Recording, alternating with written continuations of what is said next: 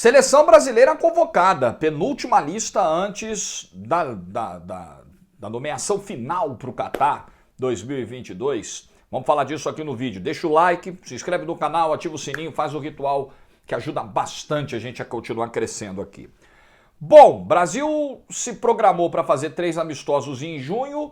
Nesse momento só tem 2 garantidos, Coreia do Sul e Japão, porque a Argentina deu para trás, desmarcou o tal amistoso do dia 11. Quando eu vi a agenda da Argentina e vi que estava lá dia 1 o jogo com a Itália, ou seja, 10 dias separando o jogo com o Brasil, já achei bem esquisito. Mas enfim, veio a confirmação de que a Argentina, e aí precisa ver o desdobramento legal que isso pode ter, porque tinha um contrato, teve uma empresa que vendeu amistoso, enfim, a Argentina não vai jogar. E não está querendo jogar também em setembro a partida que ficou pendurada da eliminatória. Eles recorreram à FIFA, não obtiveram sucesso, vão até o TAS, na Suíça, que é a corte máxima, a última instância do esporte, alegando que é uma injustiça enfrentar o Brasil, sendo que o jogo não aconteceu em São Paulo na data original, por um descontrole sanitário das autoridades brasileiras, por um equívoco do governo brasileiro. Eles só não vão contar lá na Suíça que alguns jogadores mentiram, omitiram uma informação muito relevante na declaração preenchida no aeroporto, na chegada ao Brasil, não contaram que passaram pela Inglaterra dias antes e que por isso teriam que cumprir 14 dias de quarentena. Isso eles não vão contar. Provavelmente essa parte eles vão esquecer de colocar na apelação ao TAS. Mas não tem problema que a gente lembra ao TAS. Por enquanto está marcado para setembro. Mas então o que a gente tem? Japão e Coreia do Sul. Se houver uma seleção para jogar no lugar da Argentina, vai ser uma seleção africana, pelo que foi dito na coletiva. Houve a tentativa de fazer um jogo contra a Inglaterra. Qual foi a lógica? Pô, se a campeã da Euro vai fazer um jogo com a campeã da Copa América, Itália e Argentina, vamos fazer a mesma coisa com as vice-campeãs. Mas aí a Inglaterra recebeu o e-mail e falou, pô, não dá, não tenho data. O mês de junho da Inglaterra será preenchido com 4 partidas da Nations League. 4 partidas para valer. 4 partidas valendo 3 pontos. 4 partidas de competição. Vai pegar a Hungria 2 vezes, vai pegar a Alemanha. Jogos grandes, jogos importantes. E o Brasil vai ter que se contentar com o Japão e Coreia do Sul. O Brasil tentou, e isso é importante ser dito, o Tite fez questão de contar essa história hoje. Teve a história lá quando o Brasil tentou pegar a Holanda no início da era Koeman, que eles disseram, pô, mas não dá, porque é o primeiro jogo do Koeman, pegar uma seleção desse porte e tal, pode dar errado. O problema é que os europeus não estão querendo enfrentar o Brasil nem no primeiro, nem no 5º, nem no 10º, nem no 20º jogos, eles não querem. E é preciso entender o motivo disso, é preciso descobrir.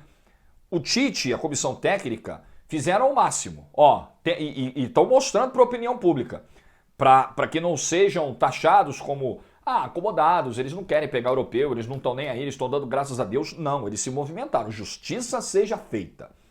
As tentativas foram feitas, vimos algumas. Tem gente da TNT Esportes que viu e-mail enviado para a Confederação Europeia solicitando marcação de amistoso e tomando não pela cara. Então a gente é testemunha disso. As tentativas foram feitas. Agora, ultrapassa os limites da comissão técnica tentar achar soluções para isso. Acho que é uma questão política, de alguma costura política que precisa ser feita para mudar esse quadro. Talvez a inclusão do Brasil e da Argentina na Nations, enfim. Não dá. Para esse ciclo de 2022, acabou, esquece, a realidade é essa aí. E para o próximo, nós não vamos resolver?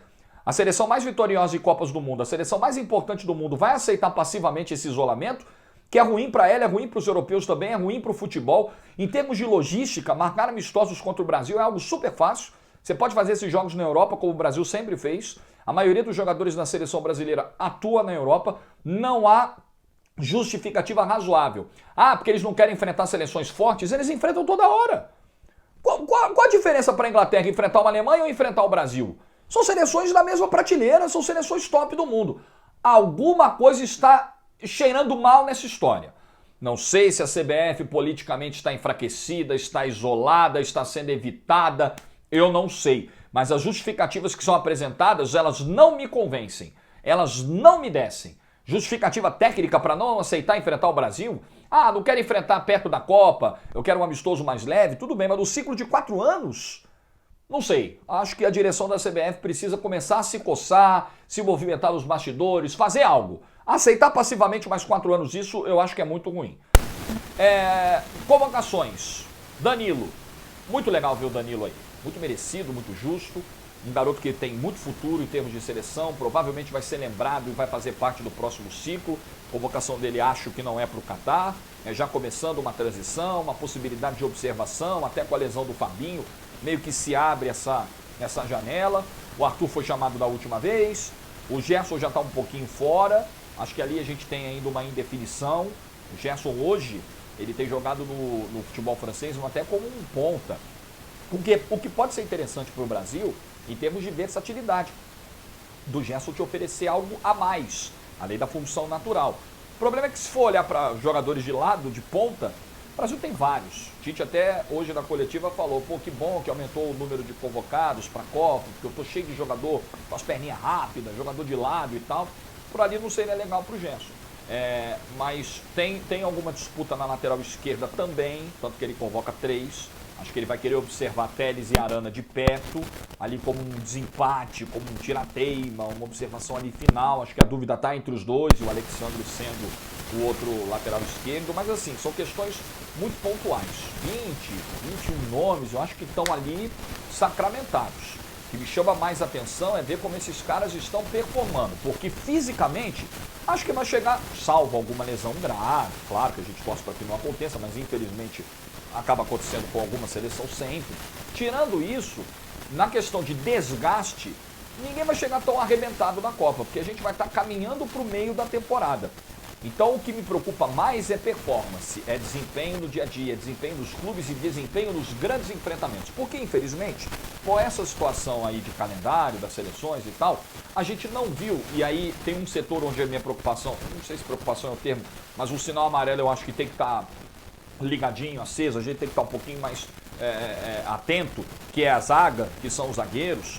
A gente não tem comparação, a gente não tem base desses caras jogando contra as seleções mais fortes do mundo, né? No contexto do Tite, na montagem do Tite, no contexto de seleção a gente não tem.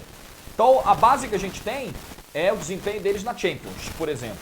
E acho que os zagueiros da seleção, cujos nomes são indiscutíveis para mim, você vai pensar, tirar Marquinhos, Thiago Silva e Militão da Copa do Mundo, vai botar quem no lugar? Não tem. Além de estarem entre os melhores zagueiros do mundo, poucas seleções têm zagueiros, 3 zagueiros desse porte para convocar nos seus elencos, nas suas listas. Eu acho que o Brasil, em termos de nomes, está muito bem servido. Não é para tirar nenhum dos 3, pelo contrário, eu acho que eles são nomes incontestáveis, mas o Tite precisa estar atento ao desempenho nos grandes jogos. Nos grandes jogos de Champions, o Marquinhos deixou uma impressão muito ruim nas oitavas contra o Real Madrid. O Militão também, apesar do Real Madrid classificar, teve muitas dificuldades com o Mbappé, mas assim, muitas, severas dificuldades. Então a chave até lá é os caras estarem em bom nível nos seus clubes, nos poucos jogos grandes, especialmente a galera da França, né, especialmente o Marquinhos, enfim, nos jogos grandes que eles vão fazer. Nós vamos ter 6 rodadas de Champions antes da Copa. 2 em setembro, 3 em outubro e 1 em novembro. Dia 2 para a Champions. 2 de novembro, 1 mês e meio antes da Copa. Tomara que os sorteios de grupos também coloquem grandes equipes se enfrentando na primeira fase, também para a gente ter, isso é ainda mais urgente em se tratando de Brasil, jogos de grande porte para esses caras. Não, acho que testado é um nome, porque não se testa mais Marquinhos, Thiago Silva e Militão. Não se testa mais nenhum dos 3 goleiros, por exemplo.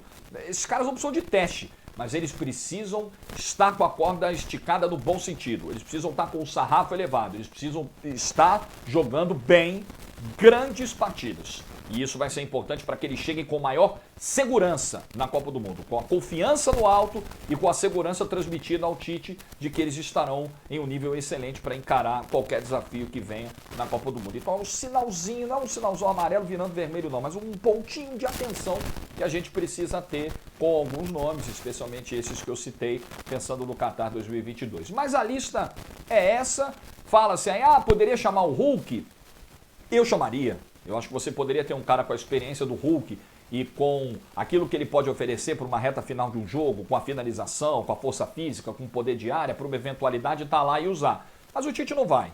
Tite usou o Hulk em setembro, 6 minutos contra o Peru, numa convocação que os caras da Inglaterra não puderam vir. Ele chamou um monte de gente aqui, chamou Santos e Everson como goleiros reservas, chamou Edenilson, chamou Miranda, não vai ser... Foi nesse contexto que o Hulk foi. No contexto normal, não vai ser chamado, mas eu chamaria. Então você tem um ou outro nome para discutir, mas no grosso a seleção é essa, é uma seleção forte, competitiva, que tem sim condições. É a grande favorita? Não é. Vai para disputar o título? Acho que vai. Acho que não vai para fazer papelão na Copa do Mundo, não. De forma alguma. Agora, eu gostaria muito que os testes agora de junho não fossem Japão e Coreia do Sul. Acho que vão acrescentar muito mais das observações de treino de dia a dia ao Tite do que de campo. Ah, a gente pode pegar um asiático nas oitavas. A gente pode cruzar com algum e tal.